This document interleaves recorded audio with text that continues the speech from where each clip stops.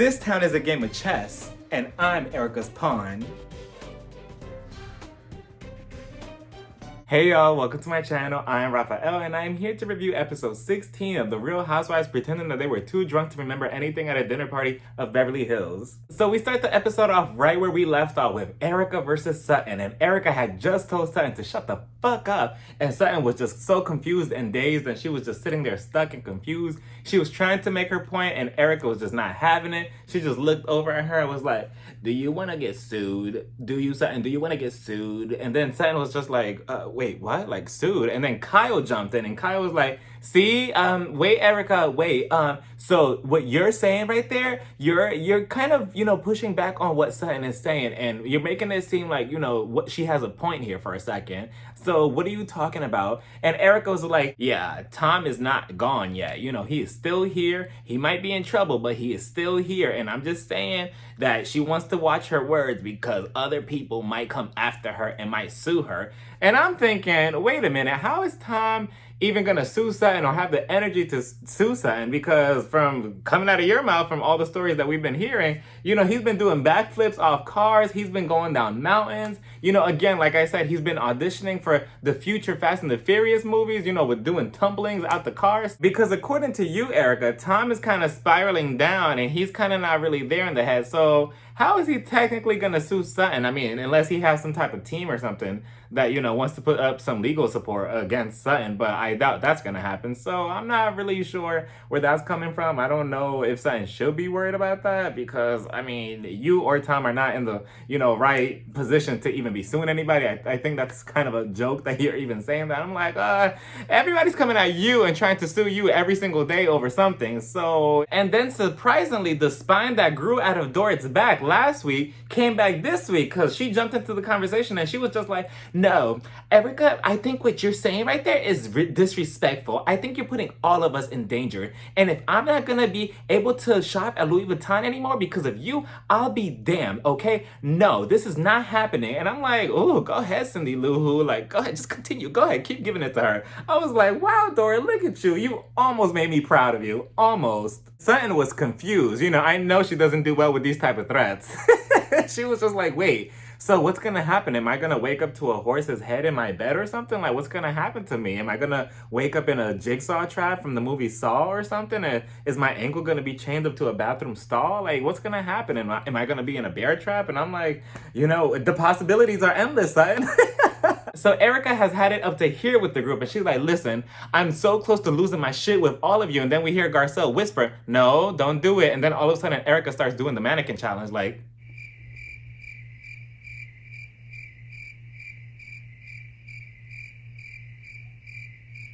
Kathy's telling her to calm down because she doesn't do well with this whole white on white crime inside her house. Lisa's telling her, just breathe, just calm down, just breathe. And I'm like, oh, so you're sober enough to tell her that, right? And then we see Patrick on the other side. Kathy, should I get some to-go boxes or should I just stand here awkwardly in silence? Okay, I'll just stand here quietly. So as Erica is frozen there in position, waiting to transform into an X-Men, she breaks out of it. She looks over at Sutton and she's like, "If you ever call me another liar, I'm coming for you." And I was just waiting for Sutton to ask nicely and politely to Kathy, "So Kathy, do you have a wrestling room?" "Oh, you do? Okay, so Erica, we're gonna go meet up over there because those were fighting words and now I just want to fight, okay? Let's just square it out there. Patrick, do you have a baseball bat, some sweatpants, preferably some Gucci sweatpants, and some sneakers that I can borrow? Yeah, me and Erica are about to fight. Erica, let's go." So then Sutton's inner white woman instincts popped up and she's like, "Is that a threat? Are you threatening me?" And Erica's like, "No, that's not a threat. That's a fucking promise." And I'm like, whoo, Erica. If I was Sutton, the amount of drinks that would have been thrown across this dinner table. There's just no way that you're gonna talk so big and bold. I mean, you're sitting literally like a feet away from me. You're right there next to me one-on-one and you're not gonna be that bold. Sutton is just 2 seconds away from calling the cops, as she almost did at the beginning of the season with Crystal. And she gets up and she's like, "No, I'm not doing this, I'm leaving." So then Erica actually has the nerve to be like, "Where are you going?" I'm like, why does it matter? So Sutton walks off, she storms off, but at least Erica was polite to, put to tuck the chair back into the table. Sutton walks off, she's outside the house, Garcelle goes after her, Kyle goes after her, Kathy goes after her, and then here comes Patrick. Oh, this is getting juicy. Maybe I should go out there and offer them some dessert. What is she saying? Speak up a little louder. I can't really hear what she's saying. Oh, fuck, the food is burning. So then Sutton is crying outside and she's like, no, I will not be threatened. I am just speaking the truth. And Garcelle's like, yeah, you are telling the truth. And Kyle is just so full of it. Like, she really is. She's like, well, I'm just really ashamed that, Sutton kind of backed down and she's kind of scared of Erica and she's not really saying what she wanted to say. I'm like, Kyle, how come you don't have that energy with Dora? Like, Dora didn't do the same thing before at the other dinner table, so how come you're picking on Sutton all of a sudden and telling her, oh yeah, she's not being honest. She's not really saying what she wants to say. Yes, she has. Sutton has been the only one on the cast to say what she had wanted. I mean, maybe she hasn't said it like 100%, but she has said it close enough, or at least more than everybody else on the cast. And then back inside, we have this moment with Crystal and Erica, and Crystal's like, yeah, I mean, what you said wasn't wrong. I would have said the same thing if I was being called a liar. And I could understand that to a certain extent, because again, if you're being called a liar, and let's say you are being a liar, you're not just gonna accept that, right? Like, you're not just gonna sit there and be like, okay, you could call me whatever names you want. But I feel like Erica's problem was that she just got way too defensive way too quickly, because Sutton wasn't really saying anything disrespectfully. So I don't know, it was a tricky slope. But Crystal, I'm confused, because I'm like, Crystal, this is not the team that you wanna be on. Like, what's going on here? Did Erica promise you that you could be on the remix of It's Expensive to Be Me or something? Like, what is it that she has on you now that you're all of a sudden just team her? I mean, I get it that we were all kind of like team Crystal at the beginning because Sutton was on some bullshit and she was speaking some bullshit too. But now it's like, Crystal, what are you doing? Like, okay, I guess the grudge that she had against Sutton, it never went away. And maybe that's what she's holding against her. Eventually, Sutton leaves and all the women go back into the house to reunite at the dinner table to have one last drink. And I can already tell that Kathy's probably like, yeah, I'm never allowing any filming at my house ever again. She's probably like, Patrick, bring me the wine, the good wine. So then the night is over and then we head over to Garcelle's house and she's meeting up with Lisa. Lisa comes over and they're sitting down, they're having a conversation, and then it didn't take too long for a bunch of bullshit to start coming out of Lisa's mouth, because Lisa's like, oh my God, I was so drunk. I can't remember anything. I was just so crazy and wild. All I remember was, I don't remember anything. Can you please explain to me what happened? And I'm like, Lisa, you are so full of shit, saying that she only remembers her being with a little Belle. And I'm like, no, you know exactly what you did. You started this whole fight, or you ignited the fire to lead up to the fight between Erica and Sutton. So I don't get why all of a sudden now she's like, oh, I don't remember anything. Yes, you do. Stop pretending. Stop lying. Like, you may be an actress, but we can see right through this whole script that you're trying to put on in front of Garcelle. But Garcelle explained to Lisa what happened between Sutton and Erica and how Sutton is not okay, and maybe she doesn't want to be alone one-on-one with Erica because Erica, she might try something or something fishy. And I'm like, Lisa, you know exactly what's going on. And Lisa's like, oh my God, no. Oh, what? Really? Oh my God. Do you want a lip kit? Oh my goodness. No, that did not happen. Are you serious? What? She walked away? What? Oh my goodness. The dramatics with Lisa trying to put on this force, pretending that she doesn't know what was going on. I'm like, okay, whatever. So then Garcelle's like, I'm gonna be honest. I just feel like, it's really just you four against me, Sutton, and Crystal. Well, now in reality, it's really mostly Garcelle and Sutton, and Crystal's somewhere in the middle, but leaning more towards Erica at this point for some reason. And I just, at some point, I kind of want Garcelle to just drop it, that, just see Lisa for what she is and stop trying to change her. You see that she's a shitty friend and she's not going to stick up for you, so just let it go. It's been how many episodes now and you're still vying for that type of attention from Lisa? Let it go. We know that you and Sutton, even though you're just two women, like, you can still take on the rest of them. Like, you two are more powerful than all four of them combined. Including if you put Crystal on their team, you're still stronger than all the rest of the cast. So I just kind of want Garcelle to drop that already. She doesn't need Lisa. She's good by herself. She's good with Sutton. I could understand how she might feel isolated. I could understand because these are your co-workers, but you just have to look at it that way. Like, they're just your co-workers. They're not really your friends. Sutton, yeah, you could see her as a friend, because I think that they're both sincerely friends outside of the show. but look at them as co-workers and nothing else. Lisa's like, I don't need to fight your battles. You know, she says in her confession, she's like, bitch, please. Like, I don't need to fight your battles. Like, I'm here looking at the truth. I only want the truth. But she made sure to add my truth because we all know Lisa's delusional. And I'm like, you're so full of it. And I'm glad that Garcelle put it out there and was like, well, if it's not your, you know, point to say anything to anybody when it's somebody's battle, you know, between me and Dora, then I don't understand why you open your mouth any other time, because Lisa is so quick to, you know, you need to be real. You need to be 100% about everything. You need to own it. But then when it comes to Garcelle, she's like, yep, I'm gonna own it that way. Lisa only preaches that she doesn't want to be involved in other people's issues when it benefits her. Obviously, she doesn't see Garcelle as a close friend because Erica, you're so quick to defend her all the time and about all these lies. And, you know, even when Sutton calls for that meeting without Erica, you were the first one right there just sitting all angry and upset like, fuck, they're on to Erica. No, but I really don't believe that, Sutton. I don't believe it. So you were the first one defending her then. So if you really stayed out of people's business, you know, I don't even want to bring it up again for the 100th time.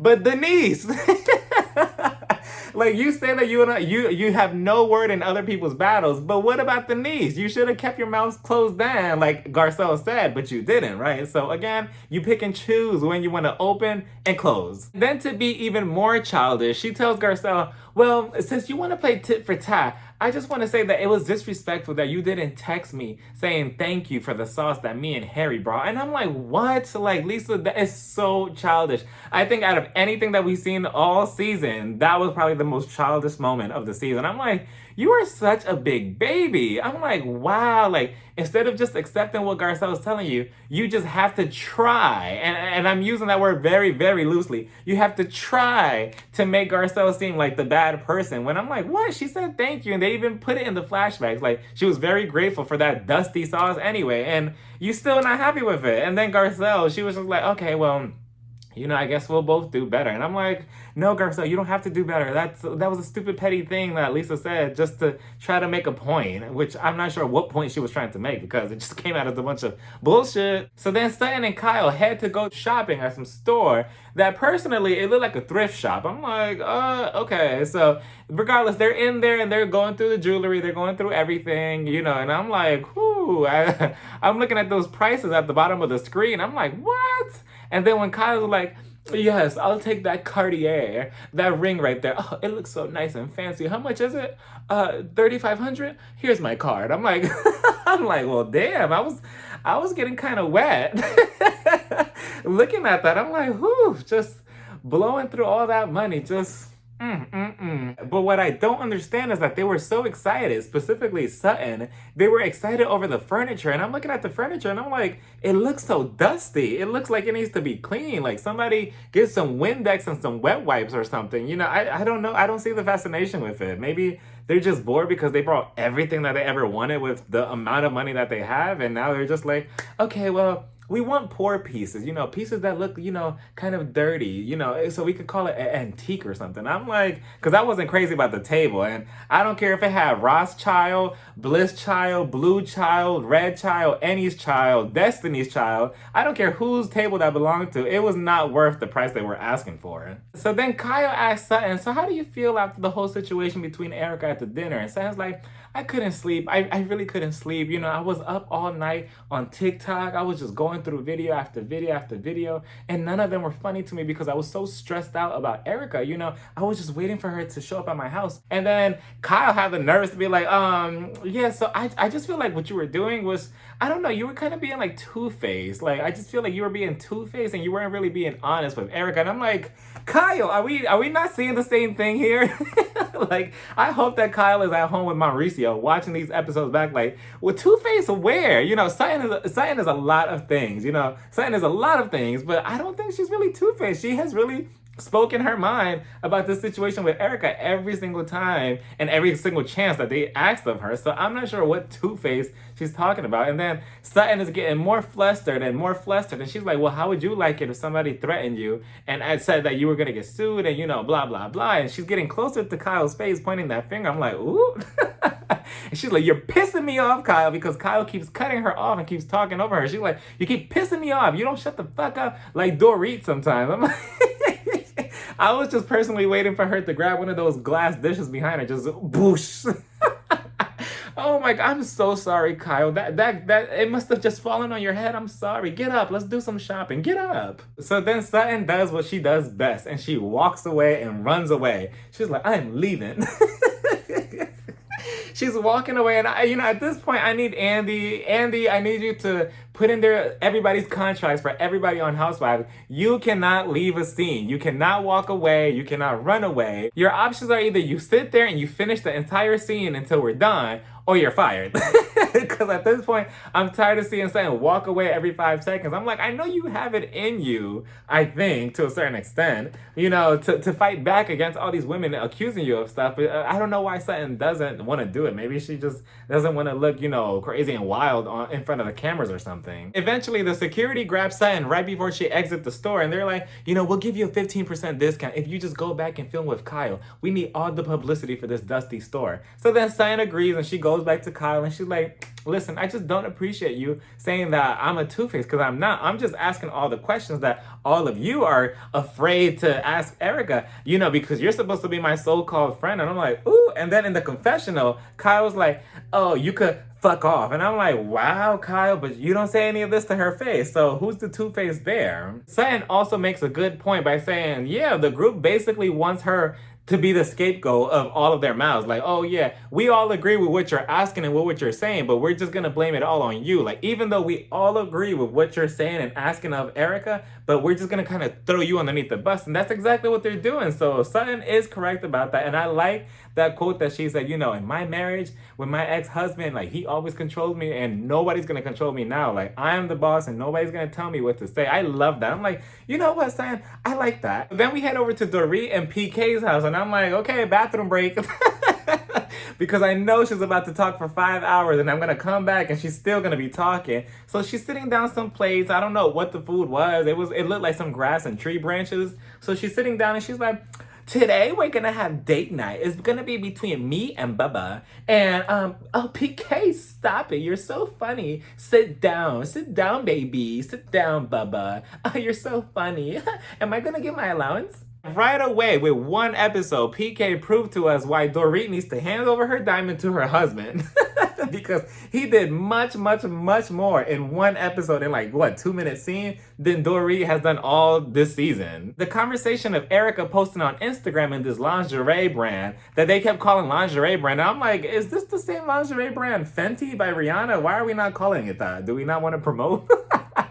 I'm like, okay, let's continue calling it lingerie brand. So, basically the issue is that Erica continues posting these thirst traps on Instagram of her in lingerie, while basically her life is falling apart in flames behind the scenes, So it's just not a good look. And PK's like, yeah, this is not a good look. This is really, really not a good look. I mean, I don't think that she should be, with her legs cocked up in the air while Tom is probably going to go to jail. And it's nothing alleged. And, Dorit was trying so hard to try to defend her. Like, no, I just don't believe that. Listen, Bubba, you have to understand that he has cheated on her multiple times, left, right, and center. And it just can't be right. Can you just please agree with me while these cameras are on me? Stop it. Stop. But PK is not having any of that. He's like, oh, so, this man knew exactly what he was doing all these years, taking all this money, and all of a sudden he has these many problems these last couple months. So what's really the truth? It just seems all concocted and it seems forced. And I'm like, well, PK, at least you have some type of common sense that your wife doesn't, or majority of this cast doesn't, because obviously you can see past all these lies and BS that Erica and even that Dorit is telling you, and and nobody else can. And he's also saying that this is not $2, $3, $5 that could have gone to these victims. It could have been a huge chunk of money that could have helped their lives for the better And here we have Erica on Instagram with some bra and panties with her booty hole in the air. So then we head back over to Garcelle's house where she's having a Haitian dinner for the group. And I'm thinking, let's see which one of them is going to be the first one to say something offensive. My guess was Dorit. Then we see Erica and her glam team getting ready. And I'm like, wait a minute. Let's rewind that. Was that a glam team? Was that a glam team? Kyle is also getting ready, and then we see Garcelle coming down the stairs, and she looks so beautiful. I'm like, that's how a host should look. That is how you host a dinner party. I'm like, whoo, Garcelle's so pretty. Then Lisa shows up, and she shows up first, and Garcelle's like, you're always showing up first. Let's have a bet of who do you think is gonna show up last? So Lisa thinks that Kathy's gonna show up last, and Garcelle thinks that Dorit is gonna show up last. And then the next person to show up is Crystal, and she shows up dressed up as a detective. And I'm like, okay, she hugged Garcelle, that's that. And then Dorit shows up next looking like the Joker. And Dorit, of course, she takes the joke the wrong way because Garcelle's like, oh man, I lost the bet. Now I owe Lisa $20 because I thought you were gonna be the last one to get here. And Dorit's like, is that another jab at me? You know, or is that just a passive aggressive comment? What is this? And I'm like, ew, like, Dorit, please get the stick out your ass. It was just a playful joke. Like, she didn't mean anything by it. And I'm like, Dorit, like, you see, like, give me your diamond. Give me your diamond at this point. Because you're trying to make everybody dislike Garcelle, and it's just not gonna happen. Then Erica shows up next, and Erica showed up looking like a bad bitch. I'm like, damn, you look good. Like, from those boots, the outfit, the makeup was on point, the hair was good. I'm like, damn, Erica, like, you know, she could be a lot of things, but she looks good. Kyle is followed in right after Erica, and she informs Garcelle that Kathy's not coming. And Garcelle's like, well, she didn't text me. And I thought that was kind of rude. I'm like, well, she came to your dinner party. I'm like, why couldn't you text her? I'm like, I thought that was rude. I mean, maybe she's still recovering from the embarrassment that she felt at her own house from all of them fighting. So maybe that's it. And then Sutton comes in last. And it got kind of awkward, you know, it got kind of some tension. I'm like, okay, let's see how this plays out. You know, again, if I was Sutton, I would have been like, hey, hello, how's everybody? Oh, hey, Garcelle. Hey, Kyle. Hey, Dorit. Oh, hey, Lisa. Oh, oh, she's right there. Okay, let me. And then, whoosh, I would have lunged at Erica. I'm like, oh, you thought it was finished, right? No, this is part 2. Get up. So as the women are sitting around the dinner table, they start eating, they start chit-chatting, and of course, Dorit brings the conversation right back about her. And I'm like, Dorit, at this point, you and dinner table just do not mix. You know, every single time she's sitting at a dinner table, she just does not stop. Like, she makes everything about herself, and she makes it about herself in such a weird way. She was just like, I really like spicy food, and American food is just so bland. And I think that that's why, you know, PK fell in love with me, because I reminded him of American food because I'm so bland, and maybe that's why he loves me. And oh, those flowers over there, they kind of remind me of me and PK's. No, you don't want to hear it. And if I was at the dinner table, I would have been like, yeah, Dorit, we don't want to hear it, so just save it. And then she asks Garcelle, so those flowers back there, I mean, are they a representation of something? Or like, what is it about? Like, what do those flowers represent? And then Kyle's like, those are orchids. I'm like, damn, just burst her bubble. And I'm not sure what Dorit called her because they blurred it out, but it got quiet and awkward. I'm like, what exactly did she say to Kyle? So then the conversation shifts over to Sutton and her fashion and her couture. And Kyle is like, yeah, she's very competitive when shopping. I mean, earlier she said I was her friend with air quotes, and Dorit's like, no, oh my God, not air quotes, no. Sutton apologizes for using the air quotes, and she tells Kyle, no, I'm sorry, Kyle, you are my friend, you're 99%, I mean 100% my friend, don't worry. And then at the end of the table, we see Erica, and she's just on her phone, and she's just unbothered with the conversation. She's like, yeah, I'm over here scrolling on my phone, you know, the New York Times, because I really don't care about anybody's friendships. I'm just here for Garcelle. I'm thinking, of course you're going through the New York Times. You're probably looking for the article that says Erica Jane found guilty so you could dye your hair brown, change your legal name, and then run away and go on the run. Like, that's probably what she's worried about at this dinner table. Eventually, all the women got through dinner without saying any dumb comments for the most part. Everybody had a couple looks here and there, but for the most part, everybody was respectful. Then after they were done eating, they go go over to the living room, and they were all saying like, oh, it's kind of cold, it's kind of chilly, you know, they all have their blankets. And then of course the conversation gets turned over to Kyle and her yellow pants that she wore a couple episodes ago that were really cute, by the way. She did look nice in those in that outfit specifically. And then Lisa, trying to be messy on purpose. She knew what she was doing. She was like, oh yeah, those pants are really, really nice. Oh, Erica, you don't remember because you weren't invited. I'm like, oops. I'm like, damn. It was so awkward. I mean, I don't know how Lisa has that's one thing, I guess. She has the nerves to say whatever that comes out of her mouth. I'm like, yikes. So it was kind of awkward because everybody was like, well, we were all invited and you weren't there. And of course, the invitation wasn't extended because the conversation was about her. And everybody's like, yeah, so yeah, it was that night that we all went to Dorit's house. And Garcelle was like, yeah, it was the night that we went to Dorit's house. It was just so awkward. The awkwardness must have been too much for Dorit because she said she's getting up and she's going home to try on some Louis Vuitton pajamas for PK. And Erica, she jumps up and she's like, can you take me home because I can't afford an Uber right now. So she goes over with Dorit as well. Lisa, she gets up as well and she's like, okay, I'm leaving too. So all three of them just leave. I'm like, oh, okay. Then we're left with Crystal, Sutton, Garcelle, and Kyle, surprisingly. And Kyle brings up the conversation of Sutton and Erica's friendship. And she's like, I just think it's weird that, you know, like, you two could be at an event but not speak to each other at all. Like, me personally, I just can't do that. You know, I need to be some type of cordial. I'm like, Kyle, that's you. That's your problem. That's how you handle things. Like, if you want to be fake and phony to somebody you don't like, that's your problem. That doesn't have to be Sutton or Erica's issue. If they don't want to talk to each other, that's that. Like, what Erica did at the table, she doesn't engage in Sutton's conversation because she doesn't like her. They don't want to be friends with each other. So, you know, she left her alone instead of just trying to be funny like, oh, Sutton, yeah, I like your story. You know, no, Erica did what she had to do. So I don't get what Kyle is trying to do. I mean,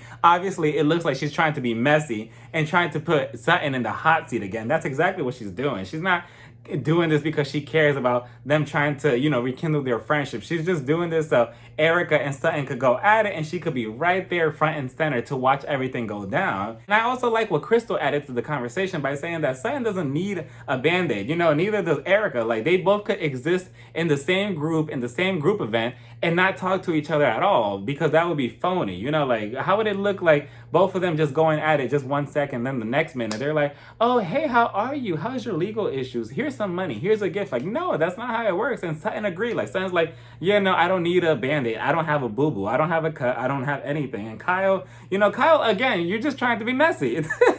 And Garcelle also got triggered because Garcelle's like, yeah, you want everything face to face. You know, if somebody wants to call you a liar, you want it to your face, but you didn't do that for me. And Kyle's like, well, that wasn't my fault. That was Julian. That wasn't my fault. That was a different situation. And then in her confessional, she's like, I don't understand Garcelle. Like, why is she trying to go that way when we're heading that way? And I'm like, all right, Kyle, let's see where you and Garcelle's friendship, you know, is by the time at the reunion. And that was the episode, y'all. What did y'all think about this episode as a whole? Let me know down in the comments. Don't forget to like, comment, and subscribe. And you can follow me on Instagram, Twitter, and TikTok. Bye, y'all. Mwah.